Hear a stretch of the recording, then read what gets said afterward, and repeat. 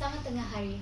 Kalau kamu ataupun ahli keluarga kamu pernah kena stroke, ini ialah cara menjaga tangan dengan senaman tangan. Okey, pertama, untuk tangan yang kena stroke, berat dia ialah 3 kali lebih ganda daripada tangan biasa. Jadi, untuk support bahu, kita lebih baik letak tangan atas meja ataupun letak bantal di bawah siku.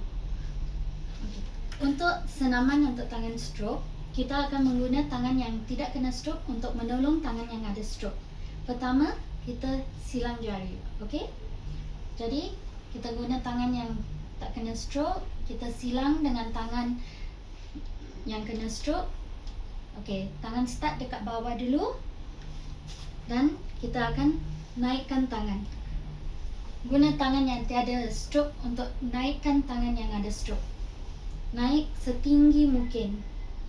Kalau boleh, naik atas kepala. Okey, selepas itu lipat siku. Bawa tangan ke bawah, lipat siku. Dan akhirnya jatuhkan tangan. Okey, ini dikira 1. Okey, kita buat sekali lagi. Angkat tangan setinggi mungkin. Okey, lepas tu jatuh, libatkan siku, jatuh tangan. Okey, akhirnya jatuhkan tangan. Okey, sekali lagi. Naikkan tangan atas kepala. Okey, lipat siku dan jatuhkan tangan. Kalau boleh buat ni 20 kali sehari, pagi sekali, petang sekali. Okey?